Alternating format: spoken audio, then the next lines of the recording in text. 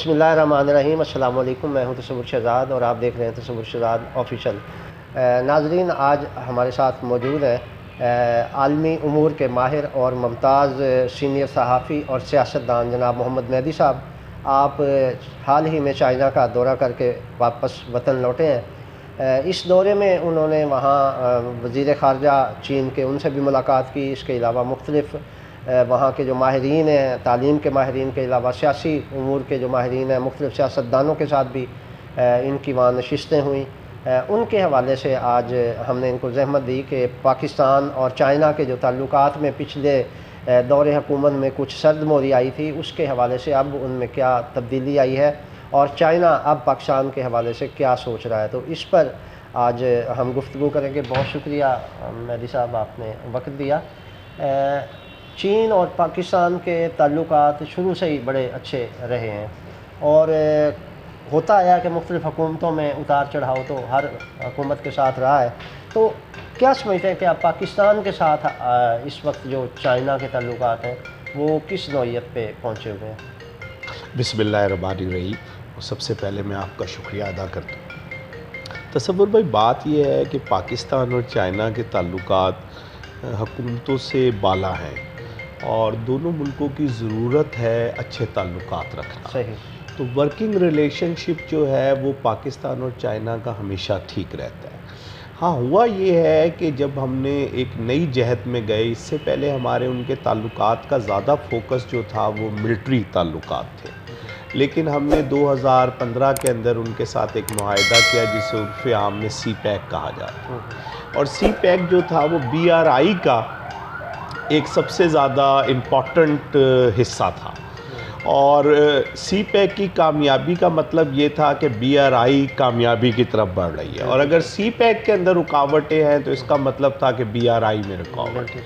इस बात को भी समझने की ज़रूरत है कि चीन के अमूमन अपने जो हमसाया ममालिक हैं उनमें से अक्सरियत के साथ ताल्लुकात इतने अच्छे नहीं हैं। पाकिस्तान उन मुल्कों में पहले दिन से शामिल है जिनके साथ उनके अच्छे ताल्लुकात हैं और किसी किस्म का कोई डिस्प्यूट नहीं है। तो ये वो सारी सूरत हाल थी जिसके अंदर जो है वो ये सिलसिला शुरू हुआ।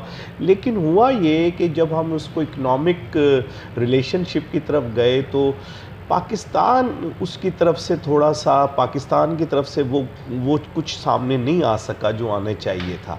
मेरा ख़्याल है कि जब इमरान खान साहब की हुकूमत आई तो दो मसाइल पैदा हो गए। एक मसला ये पैदा हुआ कि इमरान खान साहब के जहन में ये था कि ये शुरू किया है नवाज़ शरीफ ने, तो इसका जो पॉलिटिकली बेनिफिट है वो नवाज़ शरीफ को मिल रहा है।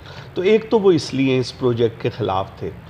दूसरे नंबर पर यह हुआ कि शायद वो इतनी समझ भी नहीं रखते थे कि वो इस पर हों, और उनके इर्द गिर्द जो टीम थी वो टीम थी जो बहुत अरसे से वेस्ट के साथ कारोबार करती आई थी। मिसाल के तौर पे रज़ाक दाऊद साहब ने जब फाइनेंशियल टाइम लंदन में कॉलम लिखा सी पैक के हवाले से और यहाँ तक लिखा कि अगर इसको ख़त्म नहीं किया जा सकता तो कम से कम इसे 1 साल के लिए फ्रीज़ कर दिया जाए, उस वक़्त चाइना जो था वो ज़रा खड़ा हुआ कि एक मुशीरे जो कॉमर्स है, तिजारत है, वो अगर एक प्राइम मिनिस्टर की ये बात कर रहा है तो इसकी एक मानी रखते हैं। और फिर इमरान खान साहब ने भी ये कहना शुरू कर दिया कि इसमें फाइनेंशियल करप्शन है, ये है, फ़लाना है, तो जिसकी वजह से वो सूरत हाल बदली। और हमने ये देखा कि फिर सी पैक का जो लोग यहाँ नहीं समझते, सी पैक की एक कमेटी है जिसको JCC कहा जाता है। अगर JCC का इजलास ना हो तो समझे सी पैक में कुछ नहीं हो रहा, क्योंकि JCC वो इदारा है जिसमें पाकिस्तान की तरफ से जो पाकिस्तान के प्लानिंग के वज़ीर होते हैं वो उसको हेड करते हैं, और वहाँ से डिप्टी चेयरमैन प्लानिंग जो है चीन के वो उसको हेड करते हैं। और ये कमेटी मिलकर ये फैसला करती है कि आइंदा कौन से प्रोजेक्ट्स लगेंगे और नहीं लगेंगे। जब उस JCC का 2 से 2.5 साल तक इजलास ही ना हो तो आप खुद समझ सकते हैं कि नए प्रोजेक्ट फिर कहाँ से लगने थे।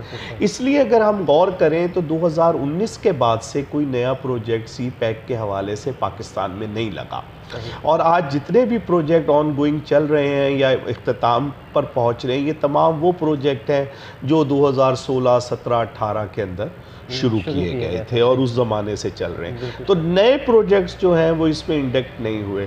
अब सूरत हाल ये है कि चीन के अंदर एक मायूसी है चीन के अंदर जितने थिंकर्स हैं वो आपसे ये पूछते हैं कि भाई 10 साल के अंदर आपने सी पैक से क्या हासिल किया और हमें सी पैक से क्या फ़ायदा हुआ। 26 बिलियन डॉलर हमने पाकिस्तान में इन्वेस्ट किए या कर्ज की शक्ल में दिए, लेकिन इसका रिज़ल्ट क्या निकला? क्योंकि आज भी जो चाइना ये चाहता था कि चाइना की तिजारत इस शॉर्टेस्ट रूट के साथ हो और चाइना के जो कॉस्ट मैनेजमेंट का मसला है उसे किसी तरह कंट्रोल किया जाए, लेकिन ये नहीं हो सका। और इसके अलावा चाइना ये चाहता था कि चाइना का मज़दूर अब वही उजरत मांगता है जो यूरोपियन मज़दूर मांगता है, तो उसने अपनी इंडस्ट्री को शिफ्ट करना था। उसकी इंडस्ट्री शिफ्ट हो गई है लेकिन पाकिस्तान में नहीं हो सकी, शिफ्ट हुई लेकिन पाकिस्तान। तो ये वहाँ पर एक मायूसी की सूरत हाल है और वो ये समझते हैं कि पाकिस्तान ने अपना वक्त ज़ाया किया और सी पैक के वो मफादात हासिल नहीं किए जा सके। मसलन सी पैक हमारे यहाँ अक्सर कहा जाता है सेकंड फ़ेज़ और थर्ड फेज़, वो ये समझते हैं और मैं भी यही समझता हूँ कि सी पैक का फ़र्स्ट फेज़ ही ख़त्म नहीं हुआ, क्योंकि फ़र्स्ट फेज़ का सबसे बड़ा प्रोग्राम ML1 था। सही। ML1 का आज वाले दिन तक उसका संगे बुनियाद ही नहीं रखा जा सका है।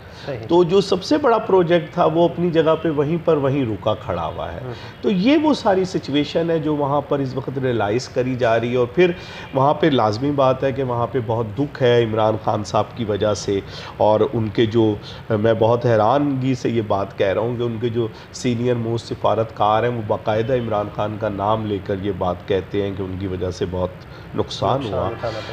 लेकिन उसके साथ साथ वहाँ पर अब एक और बात भी हो रही है। वहाँ पर ये बात हो रही है कि एक दफ़ा फिर पाकिस्तान में तो वही इस्टेब्लिशमेंट कर रही है कि इस्टेब्लिशमेंट जो है वो नई पॉलिटिकल पार्टीज़ बनाने की कोशिश कर रही है, और अब तो ऐसे लोगों के ज़रिए से बनाने की कोशिश कर रही है। ये मैं उनकी बात बता रहा हूँ जो उन्होंने कहा। हाँ, मेरे व्यूज़ नहीं है, ये चाइना के तासुर। उनका ये ख्याल है कि देखिए इमरान खान साहब जैसे भी थे उनके साथ अवाम मौजूद थी ना, थोड़ी थी, ज़्यादा थी लेकिन मौजूद थी। लेकिन अब जिन लोगों को सब सरबराही बनाई जा रही है या जिनके नीचे पार्टियां बनाई जा रही हैं, उनकी तो ये भी पक्का पता नहीं है कि वो अपनी सीट भी जीत सकेंगे कि नहीं जीत सकेंगे। अब वो ये समझ रहे हैं कि अगर पिछली दफ़ा की तरह 2018 की तरह ही इंतखाबात को मैनेज किया गया और ये कोशिश की गई कि एक मखलूत हुकूमत आए, तो फिर उनको फ्यूचर नहीं नज़र आ रहा सी पैक का, और फिर वो ये सोचेंगे कि उन्होंने मज़ीद पैसे पाकिस्तान में लगाने हैं। मसलन मुझे एक सीनियर सिफारतकार ने कहा कि हम 20 अरब डॉलर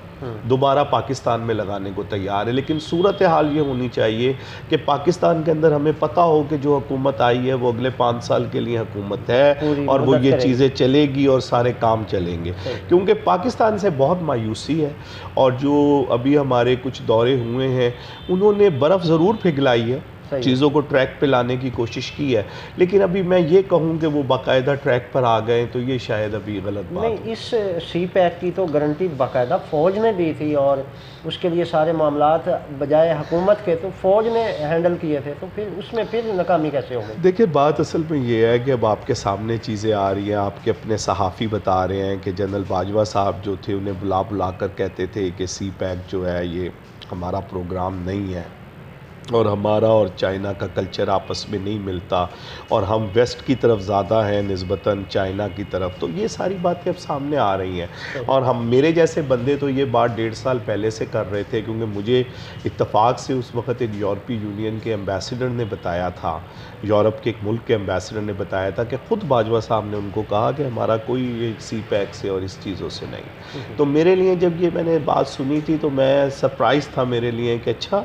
ये बात, लेकिन क्योंकि बाजवा साहब वो आदमी थे जो तारीख़ में पहले और आखिरी आर्मी चीफ़ हैं जिनको प्रेसिडेंट शी खुद मिला, वरना कोई भी प्रेसिडेंट जो था वो कभी आर्मी चीफ से नहीं मिलता था।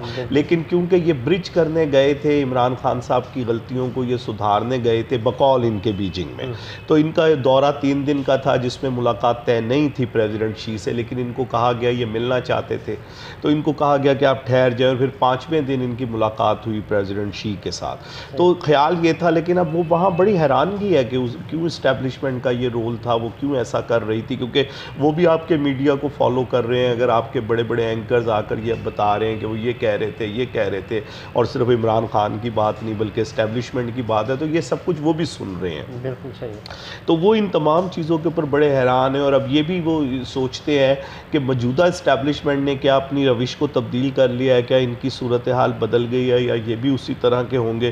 क्योंकि जो अभी दौरा हुआ है आसिम मुनीर साहब का, वो तो बहरहाल बड़ा अच्छा दौरा हुआ है, और वहाँ पे उनकी बड़ी पेज़राई हुई है, और ख़ास तौर पे जो मिलिट्री टू मिलिट्री ताल्लुकात है उसमें मज़ीद जहतों की बात हुई है। जो J-10 तैयारों का मामला है या शिप्स का मामला है, ये सारी चीज़ें आपको पता है कि मई के ही महीने में पाकिस्तान को 2 फ्रिगेट्स जो हैं वो चाइना ने दिए, और वो पाकिस्तान की फ़ौज में शामिल हो गए, जिससे नेवी की सूरत हाल बहुत बेहतर हो गई है। तो ये सारी चीज़ें वहाँ पे चल रही हैं, लेकिन वहाँ पर अभी एक अबहम बाकी है, और बीजिंग ये सोचने पर मजबूर है कि पाकिस्तान में जब इलेक्शन होंगे तो किस किस्म की हुकूमत होगी, और क्या उस हुकूमत को मैनेज करके हुकूमत बनाई जाएगी, या फेयर एंड फ्री किस्म के इलेक्शंस होंगे, क्या पार्टियों की पहले तोड़ फोड़ होगी जैसे 2018 में हुई थी।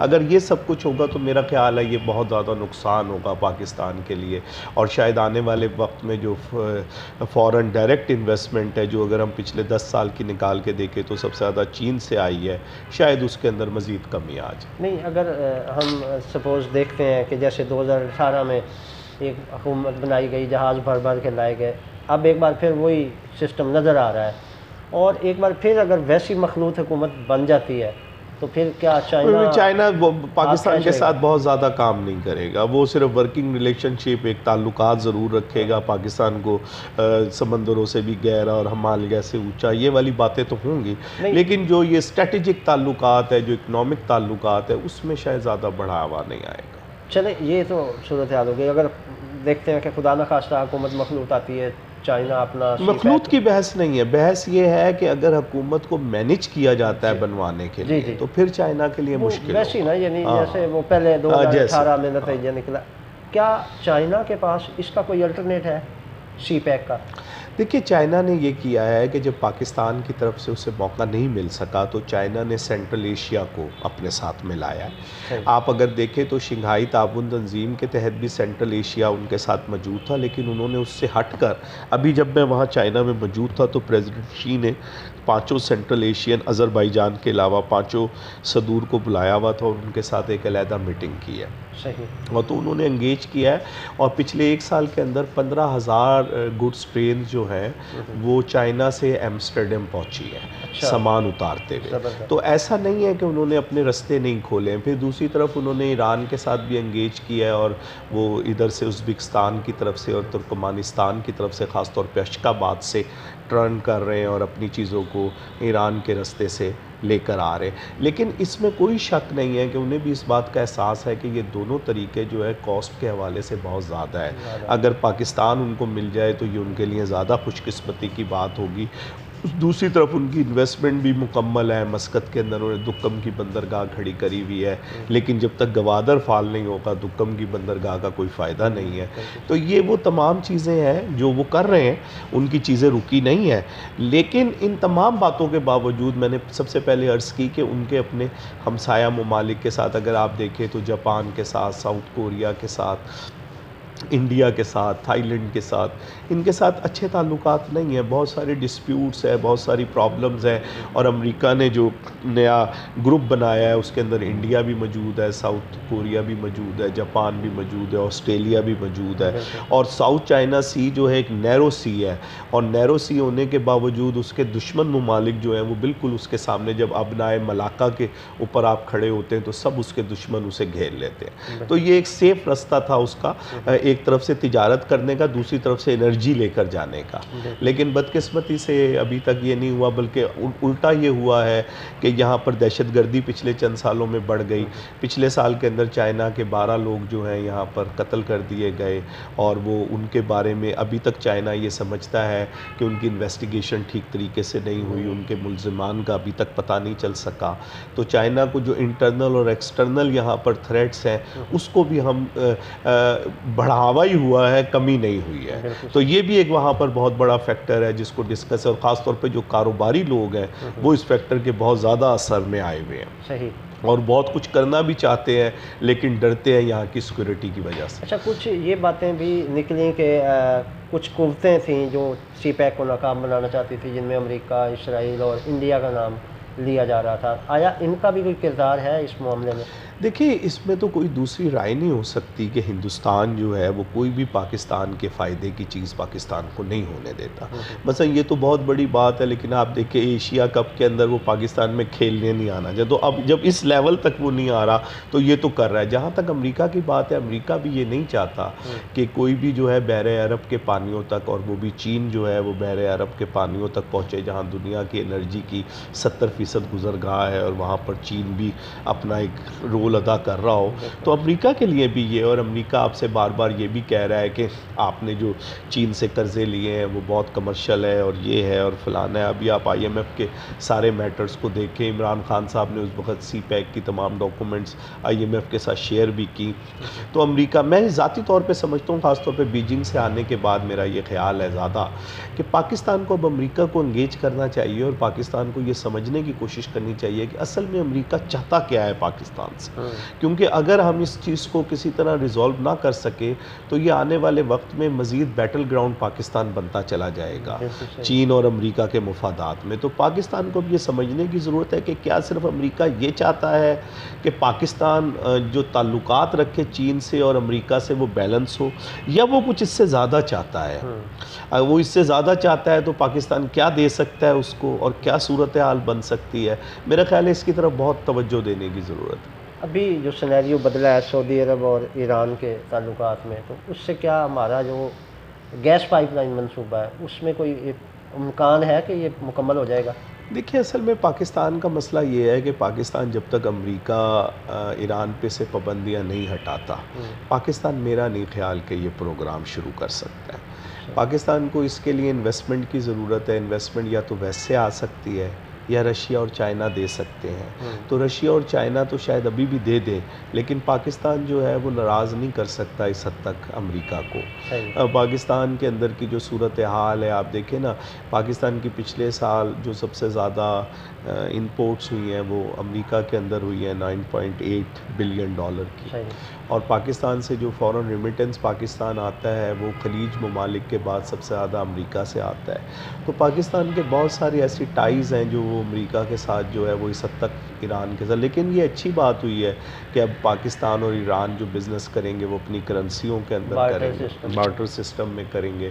तो ये एक नई सूरत हाल है। और पाकिस्तान की बहुत सारी कंपनीज जिनकी LCs खुलने का मसला होता था, क्योंकि पाकिस्तान के बैंक्स चाहे ईरानी LCs नहीं खोलते हैं, तो ये भी अब एक सिलसिला होगा कि बार्टर सिस्टम के तहत जो है वो कारोबार का।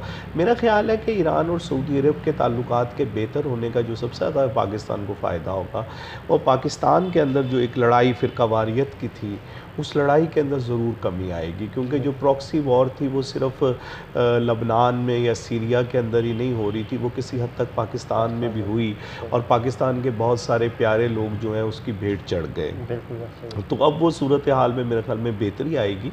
और मैंने महसूस किया कि बीजिंग इस बात पे बहुत खुश है कि बीजिंग ने इसमें रोल अदा किया और सऊदी अरेबिया ने भी उस रोल को माना, क्योंकि उनका ये ख्याल है कि ईरान तो उनके साथ बड़ा कंफर्ट जोन में है, तो ईरान ने तो उनकी बात को मान ही लेना था। और उनका ये भी ख्याल है कि ईरान पहले भी कोशिश कर रहा था खुद से भी सऊदी अरब से ताल्लुकात को बेहतर कर, सऊदी अरब की तरफ से लचक नहीं थी, तो उसमें उनका ख्याल है कि उन्होंने रोल प्ले करने में कामयाब हो गए और सऊदी अरब के अंदर भी एक लचक पैदा की, और फाइनली जो है वो ईरान और सऊदी अरब के ताल्लुकात बेहतर हुए। और ईरान ने तो अभी सब तक लचक कर ली है कि मशहद के अंदर जो कॉन्सुलेट बनाना चाहते हैं सऊदी अरेबिया वाले, तो कॉन्सुलेट उनका मौजूद था, लेकिन वो उस बिल्डिंग को इस्तेमाल नहीं करना चाहते, बल्कि एक 5 स्टार होटल उन्होंने निशानदेही की है कि हम इसमें कॉन्सुलेट रखना चाहते हैं। तो ईरान ने बड़ा खुशी उनको इजाज़त दे दी और उन्होंने कहा कि आप अपनी कंस्ट्रक्शन अपने मुताबिक इस होटल के अंदर कर। तो ईरान जो है वो बढ़कर कोशिश कर रहा है कि ये ताल्लुकात जो है ये बेहतर हो जाए, और अगर ये ताल्लुकात बेहतर होंगे तो फाइनली ये सिर्फ बेहतर ईरान और सऊदी अरब के ताल्लुकात नहीं हो गए, ये दुनिया के लिए भी बेहतर हो। अच्छा, जब से ईरान और सऊदी अरब के ताल्लुकात में बेहतरी आई है, अमरीकी धड़ाधड़ सऊदी अरब के दौरे कर रहे हैं। अमरीकी जो है ना, देखिए सऊदी अरब जो है वो उनके एक तरह की लाइफ लाइन है मिडल ईस्ट के अंदर। इसराइल के अलावा जिस मुल्क के ऊपर वो बहुत बैंक करते हैं वो सऊदी अरेबिया है। और पिछले हमने चंद सालों में देखा था कि इसराइल और सऊदी अरेबिया को भी वो काफ़ी करीब ले आए थे। यूएई ने तो बाकायदा, बहरीन ने तो इसराइल को तस्लीम कर लिया। तो ख्याल ये किया जा रहा था कि सऊदी अरब भी करीब है तस्लीम करने के, लेकिन यकायक उनकी दोस्ती ईरान के साथ, या दोस्ती का लफ्ज़ ना भी कहें, कम अज़ कम वर्किंग रिलेशनशिप बहाल हो गए। तो ये उनके लिए एक बहुत ही ज़्यादा तकलीफ दे बात है। और फिर दूसरी तरफ अगर आपने अभी देखा हो तो नेशनल सिक्योरिटी एडवाइज़र अमेरिका का और इंडिया का मुश्तरका तौर पे मोहम्मद बिन सलमान से मिले हैं, जबकि मोहम्मद बिन सलमान आज से कुछ अर्सा पहले इंडियन आर्मी चीफ से मुलाकात करने से उन्होंने माजरत कर ली थी। तो क्या ऐसी वजह हुई कि वो मुलाकात उनकी इंडियन और अमेरिकन की इकट्ठी हुई है? तो एक और चीज़ भी है, जो G20 की कॉन्फ्रेंस होने जा रही है श्रीनगर के अंदर, जिसमें पहले ही चीन ने उसके बाइकाट का ऐलान कर दिया है कि अगर आप श्रीनगर में करेंगे तो हम इसमें हिस्सा नहीं लेंगे। ख्याल ये किया जा रहा है कि सऊदी अरेबिया, इंडोनेशिया और टर्की भी उस कॉन्फ्रेंस के अंदर शायद तशरीफ़ ना लाएं। तो इंडिया के लिए ये भी एक परेशानी की बाइस बनी है। इसलिए अमेरिका जो है वो भाग दौड़ कर रहा है, और अमेरिका की तरफ से बहुत सारी ये बातें भी हो रही है कि सऊदी अरब, यूएई और इंडिया के दरमियान समंदर के अंदर एक पुल को तामीर किया जाए और वहाँ से डायरेक्ट तिजारत हो, और ये हो वो हो। तो बहुत सारे इंसेंटिव्स जो हैं वो देने की कोशिश कर रहा है। और जो इब्राहिम एकॉर्ड ट्रम्प के ज़माने में शुरू हुआ था, जिस मुआहदे के तहत के जो अल्लाह पर यकीन रखते हैं और हज़रत इब्राहीम अलैहिस्सलाम पे यकीन रखते हैं, उन सबको एक हो जाना चाहिए।